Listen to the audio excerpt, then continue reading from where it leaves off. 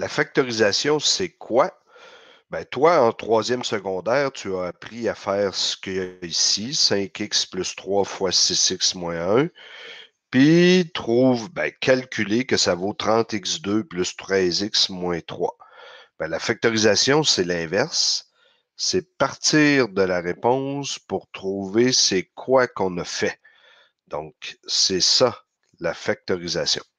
Fait que dans la vidéo qu'il y a ici, je vais te montrer le début de ça. En troisième secondaire, tu as vu la mise en évidence simple. La mise en évidence simple, c'est de trouver qu'est-ce qui est commun aux deux termes qu'il y a ici. Moi, je m'aperçois que 16 et 8, on peut mettre un 8 en évidence, donc on pourrait diviser l'expression par 8. On s'aperçoit qu'on a x2 et x, on pourrait mettre un x aussi en évidence. Donc, qu'est-ce que ça va nous donner? Ça va nous donner 8x. Puis, qu'est-ce qui va rester après avoir divisé? Ben, 16 divise 8, 2. x2 divise x, x, y. Moins 8 divise 8, 1. X divise x, 1. Moins 1. Donc, ça va être important de te rappeler c'est quoi la mise en évidence simple. Un deuxième exemple de mise en évidence simple que tu n'as probablement jamais vu, mais ce n'est pas grave.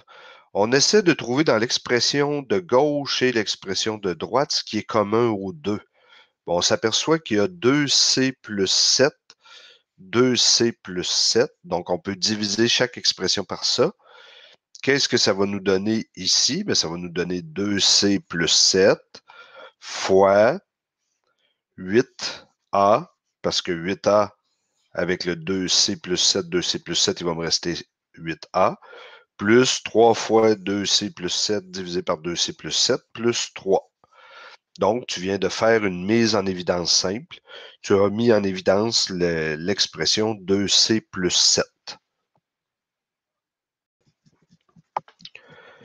En quatrième secondaire, la nouveauté, c'est la mise en évidence double qu'on va faire. Donc, qu'est-ce que la mise en évidence double? C'est ce que je vais t'expliquer ici.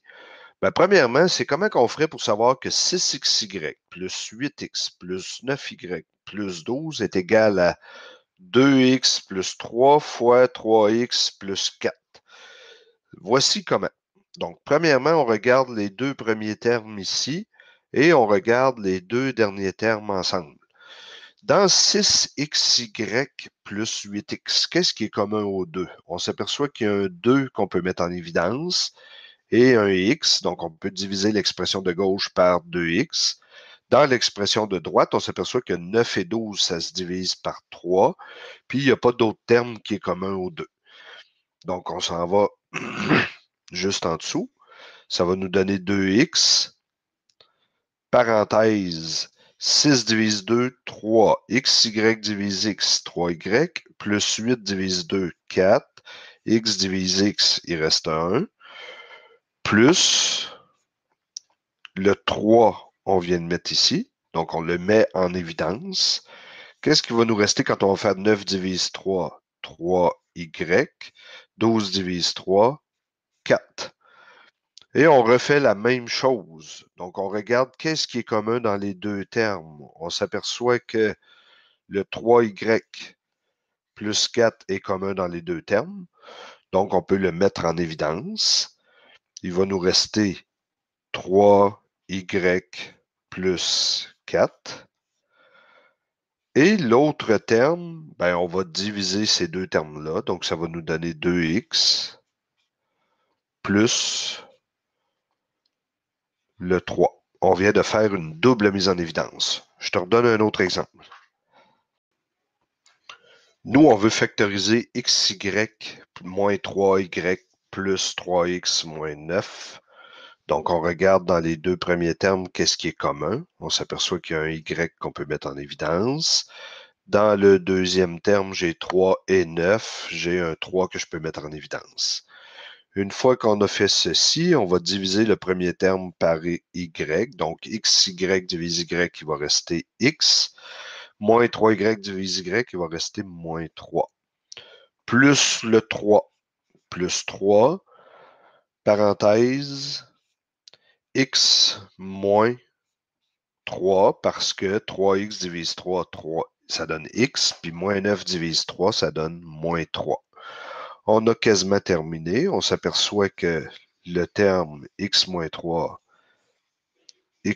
pas le terme, mais l'expression x-3 est commune aux deux. Donc, on va pouvoir écrire y plus 3 ici. Et on vient de factoriser. Là, il y a quelque chose qu'il faut que tu comprennes aussi, c'est que, mettons que je voudrais les intervertir, ça reviendra au même. Fait que si j'écris y plus 3 en premier, puis x moins 3 en deuxième, ça ne change rien. Donc, les deux, la réponse est bonne.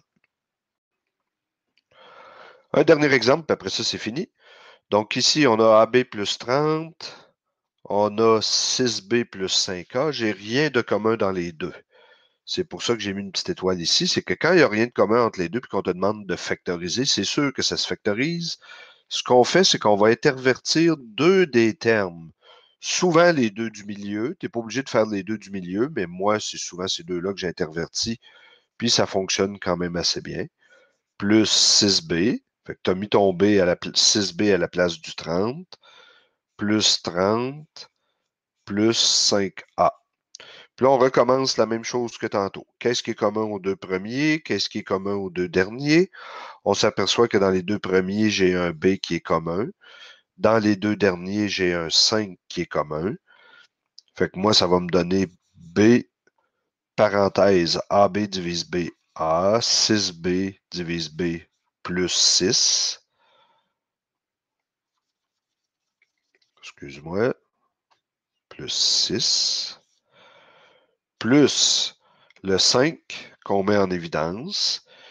30 divise 5, 6. 5A divise 5, ça fait A. Là, il va falloir que tu fasses attention. Quand on a A plus 6 ou 6 plus A, c'est la même chose. Donc, on peut mettre le A plus 6 en évidence. Excuse-moi encore, là. C'est A plus 6. Et B plus 5. Donc, on a terminé notre double mise en évidence.